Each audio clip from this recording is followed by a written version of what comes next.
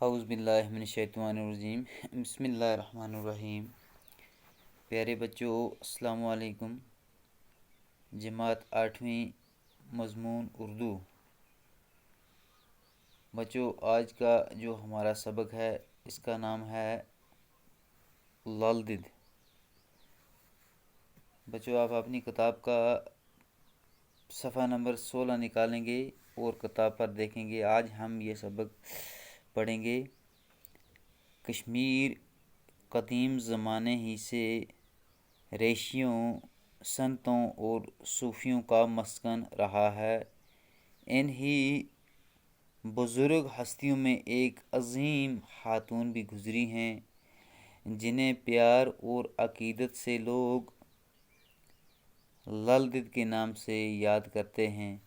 بچوں کہتے ہیں کہ کشمیر جو ہے یہ پہلے ہی سے قدیم زمانے سے ریشیوں، سنتوں اور صوفیوں کا یہاں مسکن رہا ہے، اور انہی بزرگ ہستیوں میں ایک عظیم خاتون بھی گزری ہیں جنہیں لوگ پیار اور عقیدت سے لوگ لالدد کے نام سے یاد کرتے ہیں۔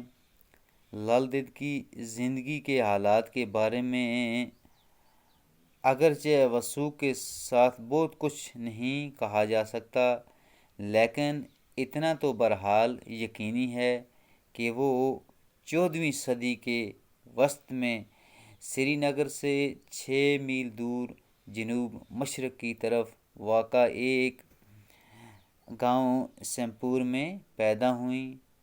ان کے والدین نے اس وقت کے رواج کے مطابق چھوٹی عمر ہی میں ان کی شادی پامپور کے ایک پنڈت گھرانے میں کر دی، یعنی کہ لالدد کے والدین ماں باپ نے اس وقت کے رواج کے مطابق بچوں چھوٹی عمر ہی میں ان کی شادی پامپور کے ایک پنڈت گھرانے میں کر دی۔ سسرال میں ان کا نام پدماوتی رکھا گیا۔ سسرال میں ساس اور شوہر کے برے سلوک کی وجہ سے لالدد کی ازدواجی زندگی بہت ہی تلخ گزری، یعنی کہ سختی سے گزر رہی تھی ان کی زندگی۔ اس ضمن میں کئی واقعات کشمیر کی لوک روایت کا حصہ بن چکے ہیں۔ کہا جاتا ہے کہ ایک بار لالدد کے سسرال میں بڑے پیمانے پر ایک دعوت ہوئی۔ دوسرے روز حسب معمول جب لالدد گھاٹ پر پانی بھرنے گئی تو سہیلیوں نے ہنستے ہنستے پوچھا کہ کل تم نے خوب پیٹ بھر کر اچھے پکوان کھائے ہوں گے۔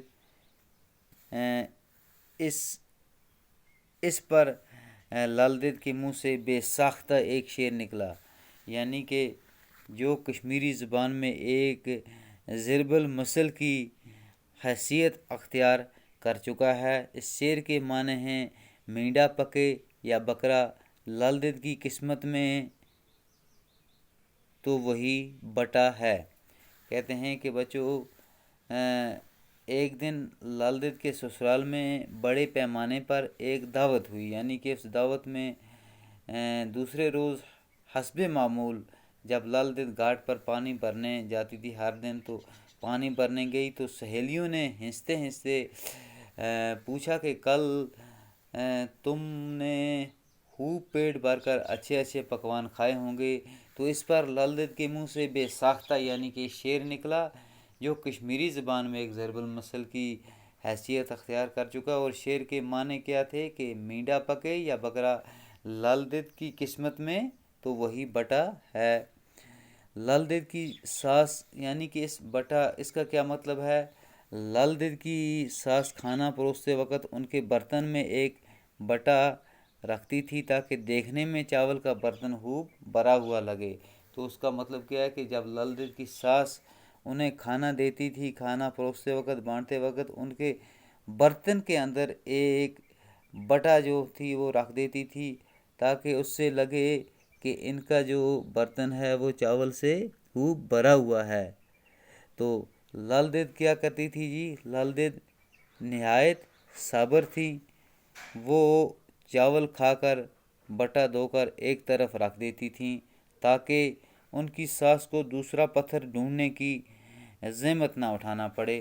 تو لل دید کیا کرتی تھی، وہ بڑی صابر تھی، تو وہ چاول کھا کر یعنی کہ اس کے بعد اس گٹے کو دھو کر ایک طرف رکھ دیتی تھی تاکہ ان کی ساس کو دوسرا پتھر ڈھونڈنے کی ضرورت